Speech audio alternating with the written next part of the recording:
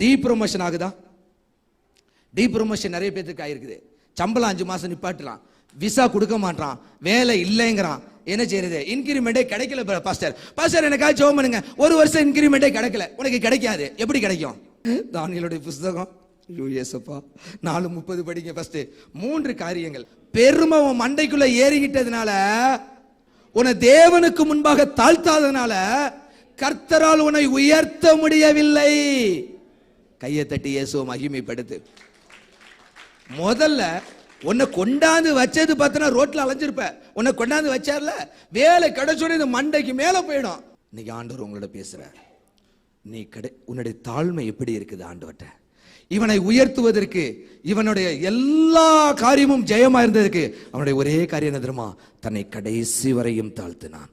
வேதம் காண்பிக்கிறது, உயிரோடு இருக்கிறவனை காட்டிலும் நான் ஆண்டவரே பரிசுத்தமான அல்ல, நீதியுள்ளவன் அல்ல, பெரிய மனுஷன் அல்ல, பெரிய ஜாப் இல்ல, கர்த்தர் கொடுத்த கிருபைக்காக அவரை நான் உயர்த்துகிறேன். கைகளை தட்டி இயேசுவை மகிமைப்படுத்து. அநேக நேரங்களில் இந்த பெருமை மனுஷனுக்குள்ள வராது. எப்படி தெரியுமா வரும்? ஆவியில தான் பெருமை வரும். எசேக்கியேல் 28 மனுஷனுக்குள்ள அவன் மண்ணினால உண்டாக்கப்பட்டவன் இல்ல, விழுந்து போன கேருபு எப்படி உண்டாக்கப்பட்டவன்? பிசாசு எப்படி உண்டாக்கப்பட்டவன்? அக்கினியில மரகதமே அப்படி இப்படி சொல்லப்பட்ட எல்லாத்திலையும் உண்டாக்கப்பட்டு நடுவிலே உலாவினவன். உனக்கு பெருமை ஆவியில வருமா? அந்த ஆவியில தான் உன் வார்த்தையில வரும். அதுக்கப்புறம் உள்ளக்குள்ளேயே கிடக்கும். அது பார்த்தனா மண்டைக்கு மேல ஏறிடும். பொறையுடைய புற்றுநோய் மாதிரி கிடக்கும். அது பாட்டுக்கு அப்பப்போ உன்னை சீச்சரிச்சு பண்ணிக்கிட்டே இருக்கும். பெருமை உள்ளவனுக்கு கர்த்தர் எதிர்த்து நிற்கிறார். கைகளை தட்டி இயேசு மகிமைப்படுத்து. நீ தாழ்மைப்படுத்தினா கர்த்தர் உன்னை உயர்த்துவார். நீ தாழ்மைப்படுத்தி இந்த ஜெபத்தை பண்ணி பாருங்க. உனக்கு நீ முழங்கால் நின்னு உன்னை தாழ்த்து கர்த்தருக்கு முன்பாக.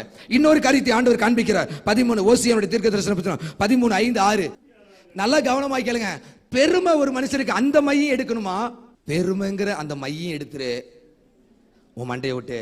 இன்னொரு மையம் என்ன தெரியுமா? மேன்மை. கர்த்தர் உன்னை மேன்மைப்படுத்தினார்.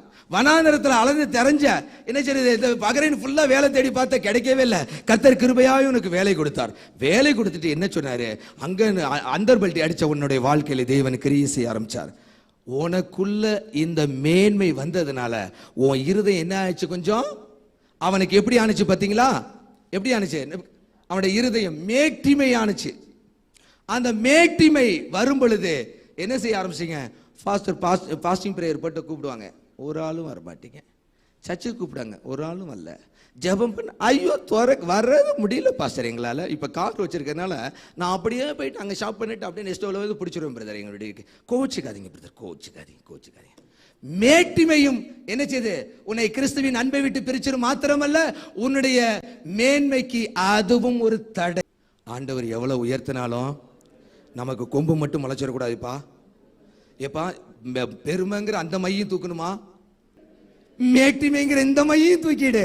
இந்த 2 மையம் எடுத்துட்டு இன்னொரு மையம் இருக்குது, அகந்த. தானியேல் 4:37 படிச்சீங்கன்னா அவன் அகந்தையுள்ளவனை கர்த்தர் என்ன செய்யறாரு? பைபிளை விட்டு நான் வெளியிலே போக மாட்டேன்.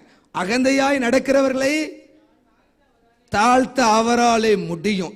தேவன் உன்னை என்னென்ன பிரச்சனை உன்னுடைய ஆபீஸ்ல இருக்குதோ கர்த்தர் உயர்த்துவார். அநேகருடைய வாழ்க்கையிலே இந்த பெருமையும் மேட்டிமையும் அகந்தையும் இருக்கும் பொழுது கர்த்தரால கிரியவே செய்ய முடியாது. ஏன்னா அது பிசாசனுடைய குணம் நேரடியா. புரியுதுங்களா? இன்னைக்கு ஒப்பு கொடுப்பீங்களா?